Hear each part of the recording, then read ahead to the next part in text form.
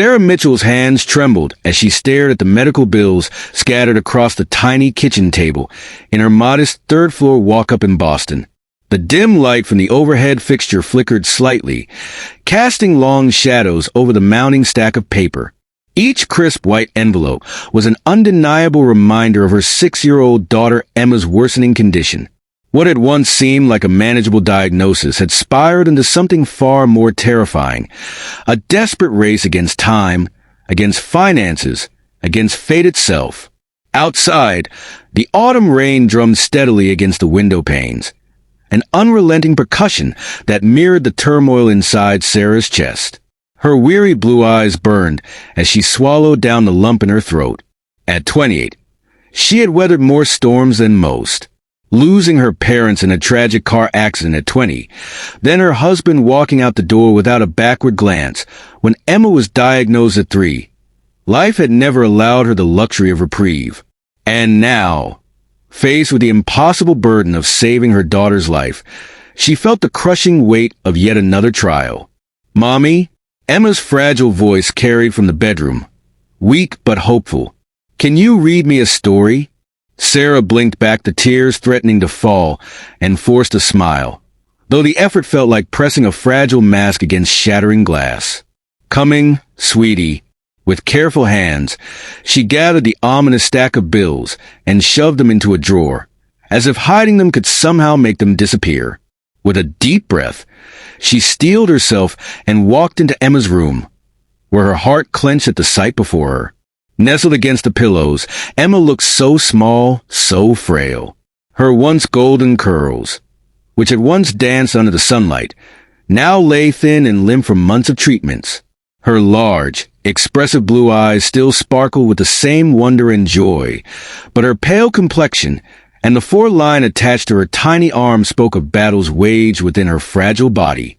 "The princess won," Emma requested, her smile bright despite the exhaustion evident in her delicate features. "Of course, my love." Sarah settled beside her daughter, pulling her close as she opened the well-worn pages of Emma's favorite fairy tale. She read, but her mind wandered to the conversation she'd had earlier that day with Dr. Harrison. "There's a treatment," he had said, his kind eyes shadowed with concern behind his wire-rimmed glasses. "An experimental procedure in Switzerland. The success rate is promising, but..." She had known what was coming before he even said the words. "The cost is substantial, $500,000 minimum." The number had struck her like a physical blow. Even with 2 jobs, teaching elementary school by day and waiting tables at night, she barely managed to keep them afloat. Their insurance had long since maxed out, and the modest life insurance left by her parents had been drained by previous treatments. There were no options left. Later that night, after Emma had finally drifted into a fitful sleep, Sarah sat at her laptop, desperately searching for anything, charities, medical grants, even crowdfunding, when she stumbled upon something entirely different. A post on an obscure forum. Wealthy individuals seeking marriage arrangements for citizenship or business reasons. Compensation in exchange for discretion. Substantial financial reward. Her stomach churned as her cursor hovered over the contact information. The very thought made her feel sick, but then from the next room, she heard it. Emma's labored breathing. It was all the push she needed. With trembling fingers, she typed out her message. Single mothers seeking marriage arrangement. Desperately need funds for daughter's medical treatment. Willing to sign any agreement necessary. The response came quicker than she expected. A law firm, representing an anonymous client, outlined the terms. Marriage for a minimum of 1 year. Complete discretion required. Payment, $1 million, half up front. For the next week, Sarah moved through a haze of legal meetings, background checks, and negotiations. She never met her prospective husband. Everything was handled through intermediaries. All she knew was that he was a private businessman in need of a marriage for corporate reasons. She would be required to attend certain public functions, but otherwise, she would be free to live her life and care for Emma. The morning of the civil ceremony arrived cold and clear. Sarah stood before the mirror, adjusting the simple white dress she had bought off the rack. Her honey blonde hair was pulled back into a neat chignon, her makeup minimal but elegant. She looked like a bride, but she felt like a woman walking to her own execution. "You look pretty, Mommy," Emma said from her wheelchair, her small face beaming with adoration. Sarah knelt beside her, smoothing the bow in her daughter's hair. "Thank you, baby. Remember," she continued gently, "after we meet with Mommy's friend, we're going on a special trip to see some very good doctors who are going to help you feel better." Emma nodded eagerly, unaware of the life-altering agreement her mother had made. The courthouse was nearly empty when they arrived. Rachel, Sarah's best friend and neighbor, had come to watch Emma during the ceremony. Sarah's heart pounded as she stepped into the judge's chambers. And then she saw him. Her soon-to-be husband stood with his back to her, tall and broad-shouldered in an impeccably tailored dark suit. As he turned, her world tilted on its axis. She knew that face, those piercing gray eyes, the strong jawline, the slight scar above his right eyebrow. 5 years ago, during a summer internship in New York, there had been one magical week. James, she whispered, stunned, as the man she had once loved, had once left without a word, stared at her with equal shock. James Crawford, CEO of Crawford Enterprises, the man whose heart she had broken when she disappeared after discovering her pregnancy. And in his stormy gray eyes, she saw not the cold calculation of a business arrangement, but something far more complicated. Through the open door, Emma's voice drifted in, asking Rachel if her mommy was going to be much longer. James's eyes widened, and Sarah watched as understanding dawned. Shock morphed into realization, and then into something else entirely, something that made her heart race with equal parts fear and hope. The simple business arrangement she had agreed to had just become infinitely more complicated. The past she had tried so hard to leave behind had caught up with her in the most unexpected way. "Sarah," James finally said, his voice rough with emotion, "we have a lot to talk about." Sarah and James stood in the quiet hospital corridor, the air between them heavy with emotions too complex to name. The sterile scent of antiseptic mixed with the muffled sounds of distant voices and the soft beeping of monitors. Both of them were overwhelmed by the enormity of their situation, by the fragile life lying behind the glass window. "She's perfect," James whispered, his voice barely audible. His eyes never left Emma's sleeping form, her small frame barely visible beneath the crisp white hospital sheets. Her chest rose and fell in a steady rhythm, her little hands curled into fists against the blanket. Sarah swallowed the lump in her throat, watching as James absorbed the reality of what he had just learned. "All this time, I had a daughter, and I never knew." His voice was laced with regret, with a sorrow so deep it sent a shiver down Sarah's spine. He turned to face her then, his piercing gaze locking onto hers, making her breath catch. "I understand why you did what you did, given the circumstances," he said, his tone measured. "But things are different now." "I'm different." Sarah's heart pounded, her defenses rising instinctively. "James, let me finish," he interrupted gently but firmly. "This marriage may have started as an arrangement, but finding you again, discovering Emma, I'm not letting either of you go. Not now, not ever. We're going to get Emma the treatment she needs, and then we're going to figure this out. All of it." Tears burned at the back of Sarah's eyes. "It wasn't that simple. You have a company to run, a life I know nothing about anymore," she murmured. "Emma and I, we're not part of that world." James reached for her hand, his grip warm and reassuring. "You're my wife now," he said with quiet conviction. "And more importantly, Emma is my daughter. Whatever comes next, we face it together." Then, hesitating just slightly, he added, "Unless you regret agreeing to the marriage, now that you know it's me?" The question hung between them, loaded with years of missed opportunities, of what-ifs and unspoken feelings. Before Sarah could find the words to respond, her phone buzzed in her pocket. She pulled it out and glanced at the screen. The Swiss clinic was calling about Emma's upcoming treatment.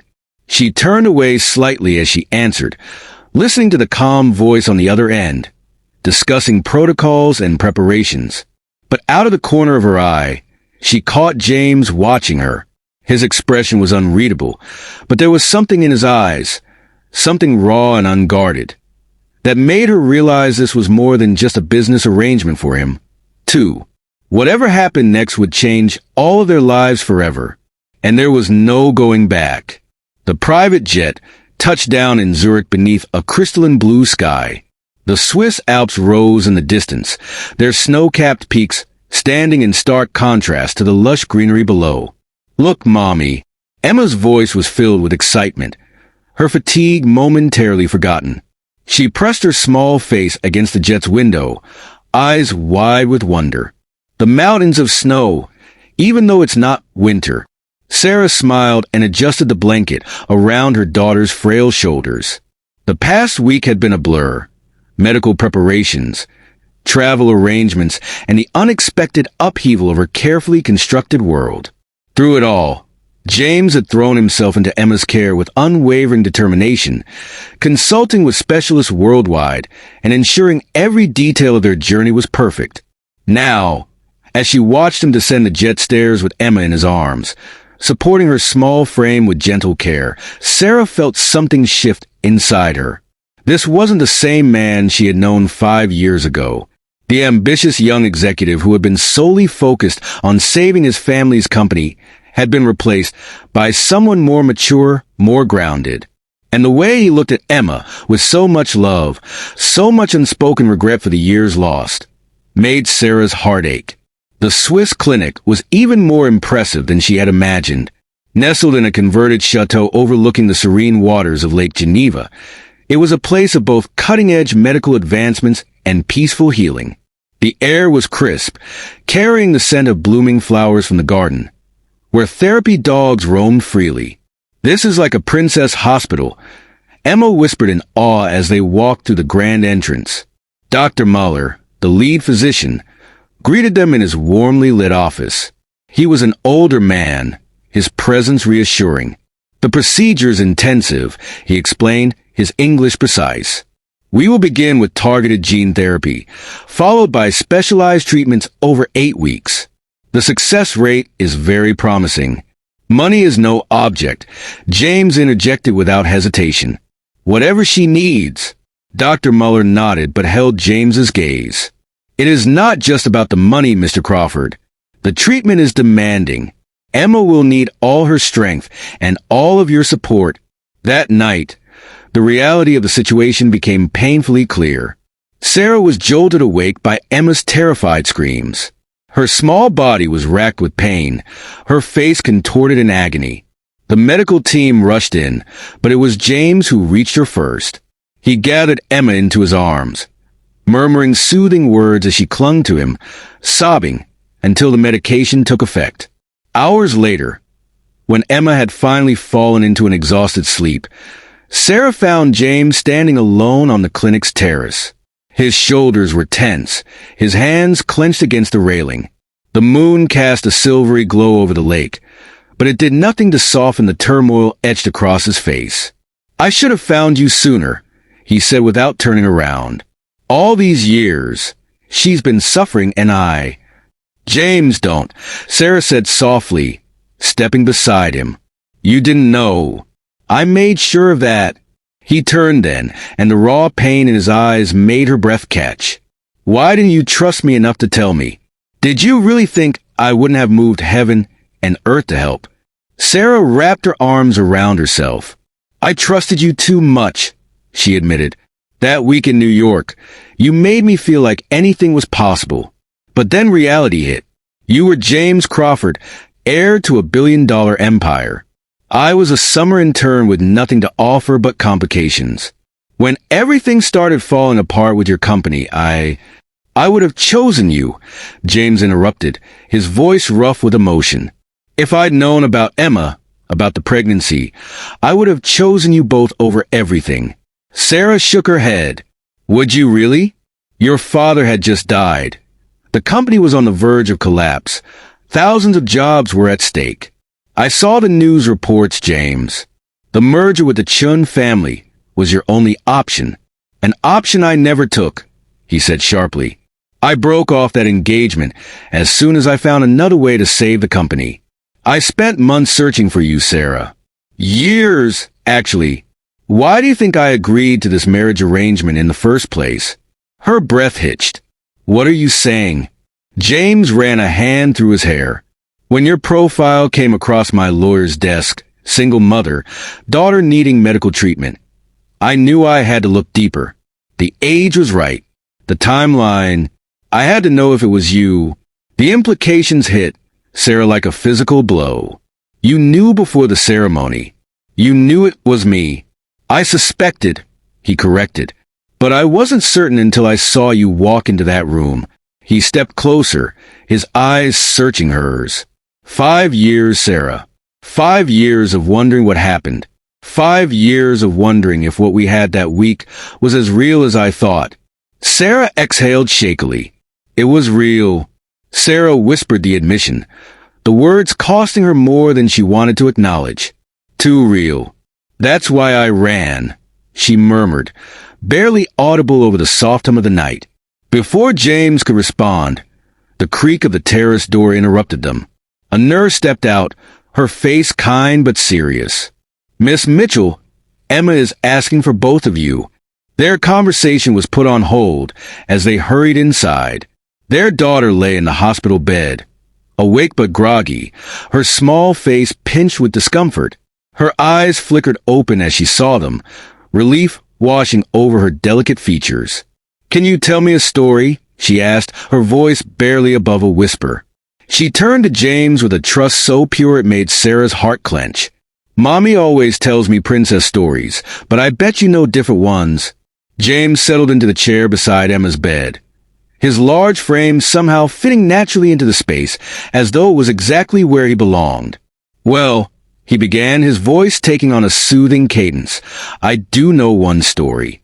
It's about a businessman who met a beautiful, kind woman one summer in New York.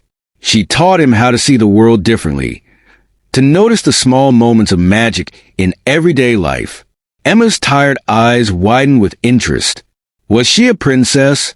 James smiled softly, his gaze lifting to meet Sarah's over their daughter's head. No, sweetheart. She was something even more special, a teacher who believed in making the world better, one child at a time. But one day, she disappeared, like Cinderella at midnight, leaving the businessman with only memories and a changed heart. Did he look for her? Emma asked, fighting to keep her eyes open. Every day, James answered quietly. For 5 long years, until fate brought them back together in the most unexpected way. Sarah felt tears prick at her eyes as she watched James weave their story into something magical for their daughter. Emma drifted off to sleep before hearing the ending, her small hand clutched securely in James's larger one. The next few weeks brought both challenges and unexpected moments of joy. Emma's treatment was grueling, but she faced it with remarkable courage. James rearranged his entire schedule to stay in Switzerland, running his company remotely while spending every possible moment with them. Sarah watched in quiet amazement as father and daughter forged a bond that seemed to strengthen daily. James learned all of Emma's favorite songs, mastered the art of braiding her hair, and could recite every unicorn fact she deemed important. More surprisingly, Sarah found herself falling into an easy rhythm with him. Their shared concern for Emma bridged the years of separation, softening the barriers she had once built so carefully around her heart. But it wasn't until the night of Emma's most difficult treatment that everything changed. Their daughter had finally fallen asleep after hours of discomfort, her small body exhausted from the ordeal. Sarah stood by the window, staring out at the Swiss mountains, emotionally drained. James approached quietly, placing a gentle hand on her shoulder. She's stronger than both of us combined, he said softly. Sarah turned to face him, and suddenly, all the feelings she tried to suppress for years came rushing to the surface. I was wrong, she whispered. Wrong to keep her from you. Wrong to run away. I was so scared of disrupting your life, of not being enough, that I convinced myself leaving was the only option. James cupped her face in his hands, his touch achingly gentle. Sarah, you were never not enough. That week with you showed me what real happiness could be. When you disappeared, he paused, struggling for words. I threw myself into saving the company because it was the only thing I could control. But I never stopped looking for you. And now, Sarah asked, her heart pounding, this marriage, this situation, it's all so complicated. Is it? James challenged softly. I love our daughter. And I love you. His thumbs brushed away the tears she hadn't realized were falling. I never stopped loving you, Sarah. Not for a single day in 5 years. The revelation hung between them, heavy with possibility and the weight of their shared past. Before either could say more, a nurse hurried in with urgent news. Emma's latest test results showed an unexpected complication. Their world tilted in an instant. Dr. Miller explained that Emma's body was fighting the treatment, a rare but serious reaction requiring immediate intervention. The next 48 hours would be critical. Sarah barely left Emma's bedside, clutching her daughter's small hand as machines beeped steadily around them. James worked tirelessly with the medical team, leveraging every connection he had to consult with specialists worldwide. You should rest, he told Sarah late one night, exhaustion evident in the shadows under his eyes. I'll stay with her. I can't leave her, Sarah whispered, her voice hoarse from unshed tears. James, if anything happens, nothing will happen, he said firmly, pulling up a chair beside her. We're not losing her. Not now. Not ever. He wrapped an arm around her shoulders, and for the first time in years, she allowed herself to lean into his strength, letting herself be vulnerable. As dawn broke over the Swiss mountains, Emma's fever finally broke. Her vital signs stabilized, and Dr. Miller's tense expression relaxed into cautious optimism. She's fighting, he said, reviewing the latest results. And winning. Relief was overwhelming. Sarah stepped out onto the clinic's balcony, breathing in the crisp morning air. James followed, and without hesitation, she turned and fell into his arms. Years of fear, loneliness, and unspoken love poured out between them. I thought I was going to lose her, Sarah sobbed against his chest. Never. James murmured into her hair. You're not alone anymore, Sarah. Either of you. In the days that followed, Emma's strength returned. Her resilience shone through, and more importantly, the treatment worked. One evening, as she sat propped up in bed drawing, she looked up at James with a thoughtful expression. Are you going to be my daddy now? The question caught both adults off guard. James knelt beside the bed, his voice gentle. Emma, sweetheart, I already am your daddy. I have been since the day you were born. And if you'll let me, I'd like to be your daddy forever. Emma considered this solemnly. Forever is a very long time, she said. But I think I'd like that. She turned to Sarah. Mommy, is that okay? Sarah looked at her daughter and the man who had never stopped loving either of them. Yes, baby, she managed through her tears. That's more than okay. As Emma's health improved, their small family grew stronger. James officially adopted Emma, and what had started as a marriage of convenience transformed into something real. On their last day at the clinic, standing in the garden where their journey had begun, James turned to Sarah. Our marriage may have started as an arrangement, but I want to do this right. He dropped to one knee. Sarah Mitchell Crawford, will you marry me again? No contracts. No arrangements. Just love. Sarah looked at the man before her, the father of her child, the love she'd never truly forgotten. Yes, she whispered, her heart full. 1,000 times yes. And as Emma danced among the flowers, their family whole, Sarah realized that sometimes the most beautiful endings come from the most unexpected beginnings.